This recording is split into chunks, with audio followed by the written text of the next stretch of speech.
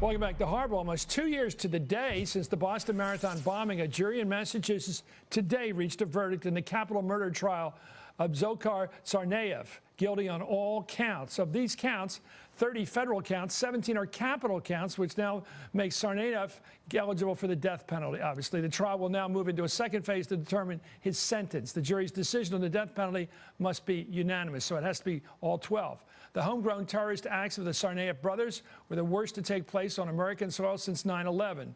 And during the month-long trial, Tsarnaev's lawyer acknowledged that her client participated in the bombing, but said he had been unduly influenced and radicalized by his older brother. Defense attorneys hope they can humanize Tsarnaev enough to spare his life.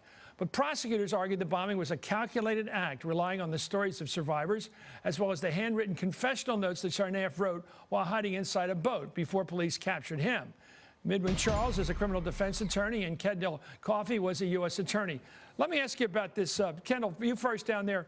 The nature of this, I want to get to the politics behind this, why Congress passed this law and Bill Clinton signed it. But when you ask the jury to decide whether to go ahead with executing someone who's clearly eligible for execution because of the nature of the charges and the convictions, 17 of this in this case, would that lead you to believe a jury would say execute the guy if it's 17 times enough to justify execution?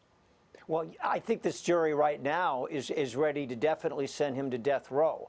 It's going to be uphill for the defense, but the defense has not even really begun to defend until now, after the conviction. So they've got opportunities to try to humanize him, to try to reduce his role in the crime compared to that of his older brother, to suggest that his brother completely dominated his life. And remember, the defense just needs 1 or 2 jurors to hold out. It's got to be unanimous for a death penalty. And that's that 1 or 2 jurors, that's what the defense is counting on. How many do you think, in your experience, how many people sneak on to juries and say they're not opposed to capital punishment, but really are, and show it when it comes time to sentencing?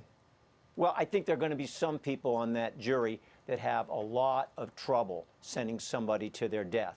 It's easy to say that I can follow the law, yes, I can support death punishment, but to look at somebody and know that you're taking responsibility for extinguishing human life, it's going to be a problem for a couple people on that jury. Well, why do you take the oath? Why do you accept membership on a jury if you can't do, in this case, a dirty job, if you will, but it's a job that you have sworn to do?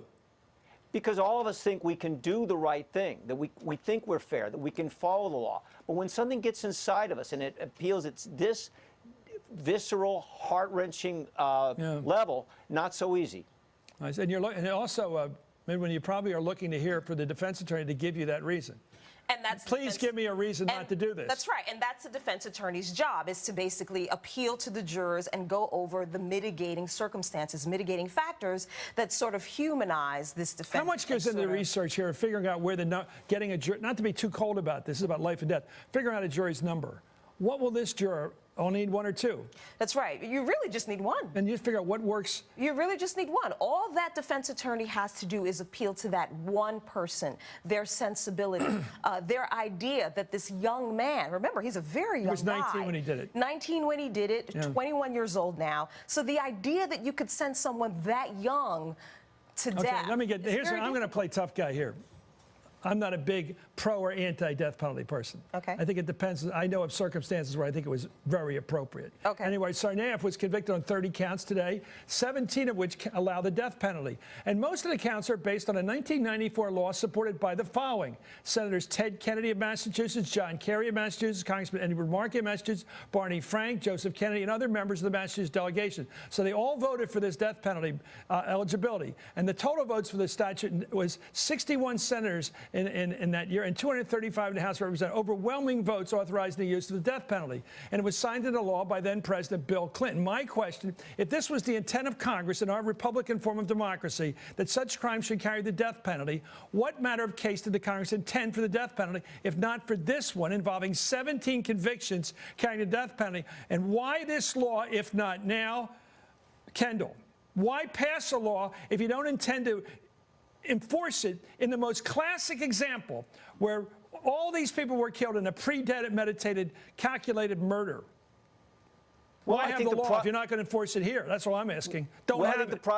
The prosecutors are attempting to enforce this law. That's why they brought these charges and are pursuing the death penalty as aggressively as they can. But the law also has a role for a jury. And a jury, the way this is set up, any one of them can keep somebody from being sent to death row. That's part of the law, too. And the law gives the jurors all the flexibility in the world to search their consciences, and that's also part of the law that Congress passed. Well, should the law say except in liberal Boston? Why don't they just write that? All these liberal Democrats, Massachusetts whole, the best people up there, Barney Frank, Ted Kennedy, Joseph Kennedy, Eddie Markey, John Kerry, all voted for this law.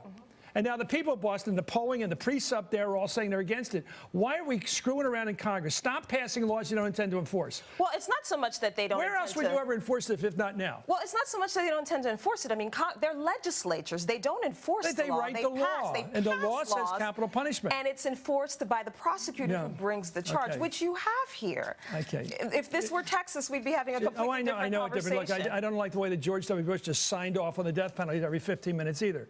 But I think if you're going to pass a law, you have to at some point believe in what you're doing.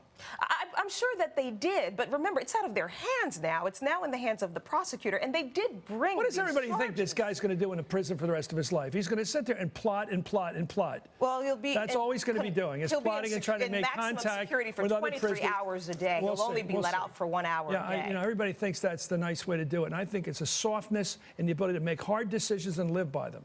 This is a very brutal world we live in, and once somebody's guilty, a premeditated murder of all those kids, arms blown off, and they knew exactly what and they saw those people before they did it, and they did it to innocent people. Why have a law against that? Why have a capital punishment if you're not going to use it? That's all I ask. Stop playing games. Anyway, thank you, Midwin Charles. I know you defend these guys, and they have to be defended, but I wouldn't want this guy defended too much. Kendall Coffey, thank you, sir. You're going to make me look like a right-winger. But on this baby, this guy was attacking our country, and he was killing. And if you'd been in that crowd, he would have blown it up just as quickly. Don't kid yourself.